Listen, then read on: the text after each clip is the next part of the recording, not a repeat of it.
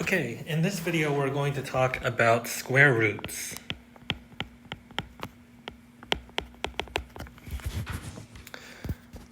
To introduce this topic, let's review some questions. First, what is the square of 3? Well, the square of 3, what that means is the square of 3 means 3 squared. 3 squared means, 3 squared means 3 times 3. 3 times 3 is 9. So the square of 3 is 9. Second question. What is the square of -3? What do you think the answer is? The square of -3 is -3 squared. Notice that I need the parentheses because I'm doing -3. I'm squaring the -3. So this is -3 times -3. And that's 9. Notice it's not -9.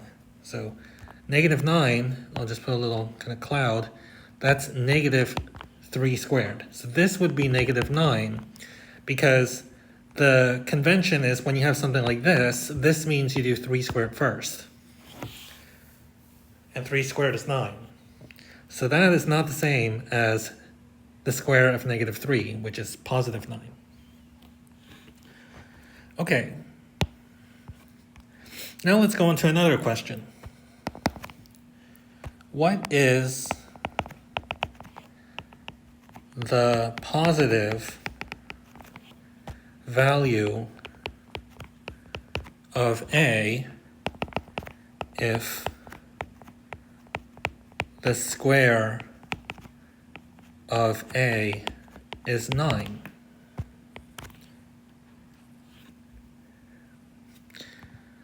Well, think about it for a moment, and now let's go over the answer. We're given that the square of A is 9. That means that A squared is 9. And there's only two numbers that when you square it, you get 9. It's 3 and -3. And the positive value is 3. So it's A equals 3.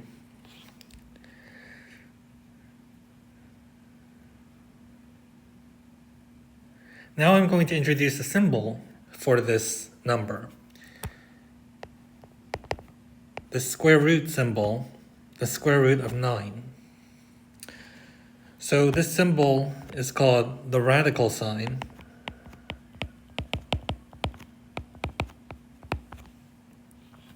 And in general, if A is greater than or equal to 0, this symbol, the square root of A, means the non-negative number whose square is A. Okay? So that's what the meaning of that is. So this is called the square root of A.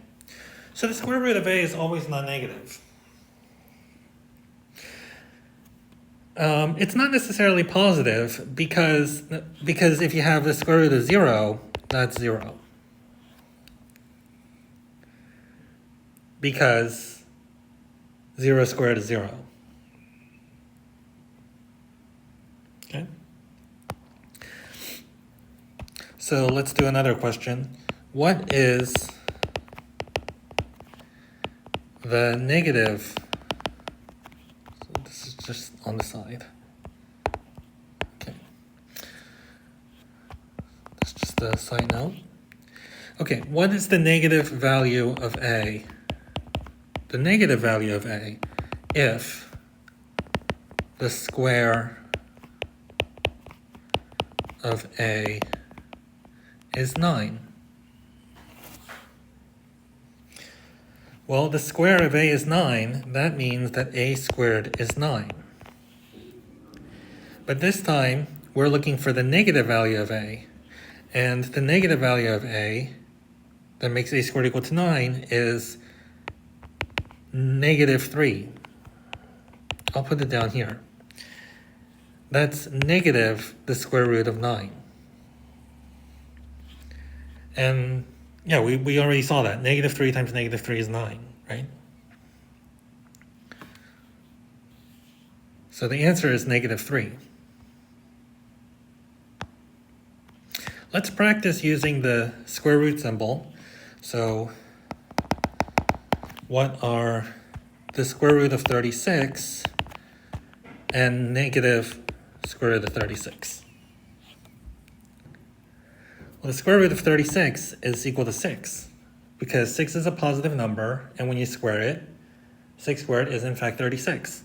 So the answer is 6.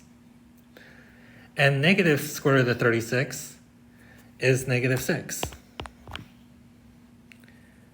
because the square root of 36 is 6. So negative of that is negative 6. All right, what about, here's some to practice. The square root of 49, the square root of 100, the square root of 400, negative the square root of 121, and negative the square root of 16.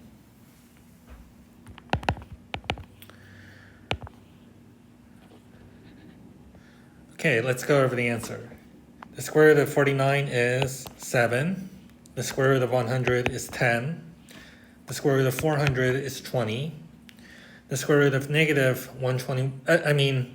negative the square root of 121 is negative 11. And negative the square root of 16 is negative 4. Okay.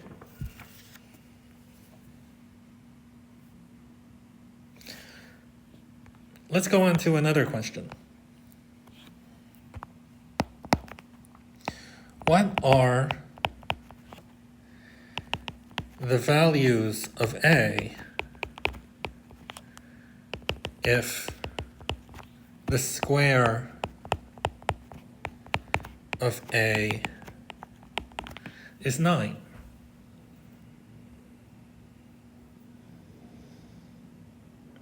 Well, notice that this question is different than the last two because does the question say a has to be positive or a has to be negative? No, right? It just says what are the numbers a if you know that the square of a is 9. Well, again, the square of a is 9 means that a squared is equal to 9. And we saw that there are two values. And the way we write it is a is equal to the square root of 9, or a is equal to negative the square root of 9.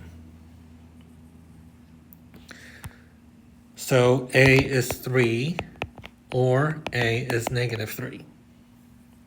Those are the two possible values of a. And I'll let you think about why. And one thing I sort of skipped over is how come there aren't any others? And I'll let you think about why that's true. So if you took a number, bigger than 3, well, we can talk about it a little bit. If you take a number that's more than 3, 3 squared is 9. If you take a number that's more than 3, when you square that, that's going to be more than 9 because you're multiplying a bigger number by itself. And similarly, if you take a number that's less than negative 3, like negative 10, okay, when you multiply it by itself, you're going to get positive 100. You're going to get a bigger number than 9. And if you take a number between negative 3 and 3, then when you square that, you're going to get a number that's less than 9. So there's really only two ways you can get 9 exactly. If a is 3 or a is negative 3. Okay. So here are a few problems for you to work on. What are the values of a if the square of a is 64? And what are the values of a if the square of a is 81? Okay, so for the first one, the square of a, it's a squared, is 64. That means that a is either the square root of 64 or it's negative the square root of 64. And the square root of 64 is 8. So a is either 8 or a is either negative 8. A is either 8 or negative 8. If the square of a is 81, okay, so next question. If a squared is 81, then a is either the square root of 81 or a is negative the square root of 81. So a is either 9 or negative 9. All right, let's go on to the next question. What is the square root of negative 4 squared? So I'll let you think about this. Is it 4 or is it negative 4?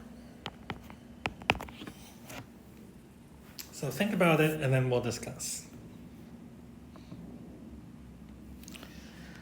Well, this is saying, okay, this, the thing that we're trying to figure out what it is, this means you take negative 4, okay, you square it, and then you take the square root of that. So what this is the square root of negative 4 times negative 4. Okay. Well, what's negative 4 times negative 4? Positive 16.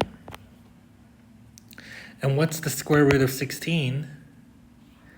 It's 4. Remember, the square root of 16 is not 4 or negative 4. It's just 4. Because the symbol means the non-negative number whose square is 16. Okay? So notice that when the question is, a squared is 64, what are the possibilities of a? It's not just the square root of 64. Right? It's the square root of 64 or negative the square root of 64. Okay. Because the square root of a number refers to the non-negative number whose square is the number inside. Okay, what if you had, so again, the reason why the answer is 4 is because negative 4 squared is negative 4 times negative 4, that's 16. The square root of 16 is 4. What about the square root of negative 4? Is it 2, negative 2, or not a real number?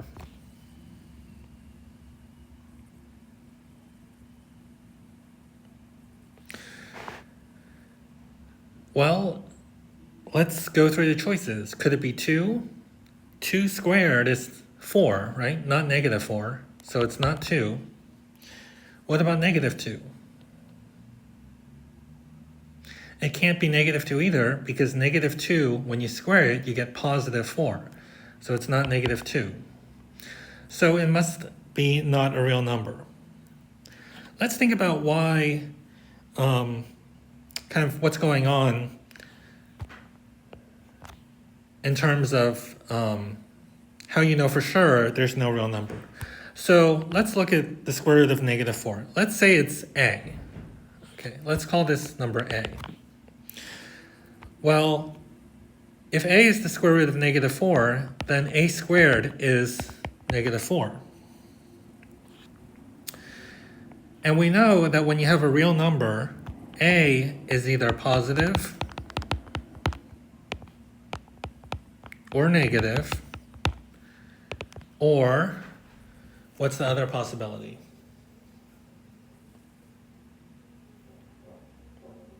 it could be 0. And what happens in each of these possibilities? A squared, so a squared is a times a. If you have a positive number times a positive number, what's that? It's a positive number. If a is negative, then a squared is negative times negative. What's that? That's also positive. And the last possibility is if a is 0. 0 squared is what? 0. So it's impossible for a real number a, when you square it, to get negative 4. You can't get a negative number by squaring it. If you take a real number and you square it, you're never going to get a negative number. Okay.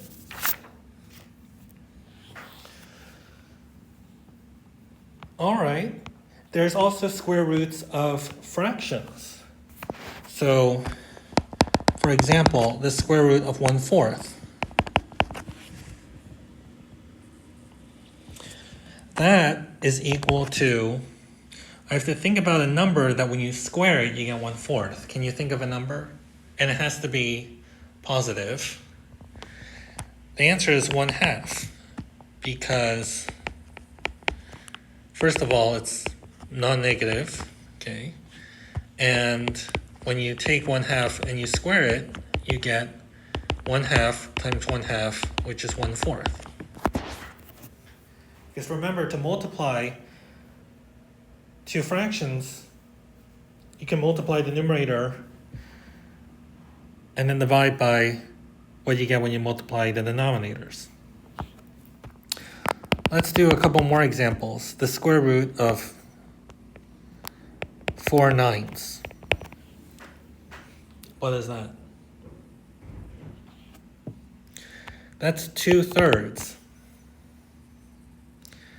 Because, first of all, 2/3 is positive, and 2/3 times 2/3 is 4/9. So notice I can actually just take the square root of the top and the square root of the bottom. Let's do one more example, the square root of 1/100. That's 1/10. And okay, one more. How about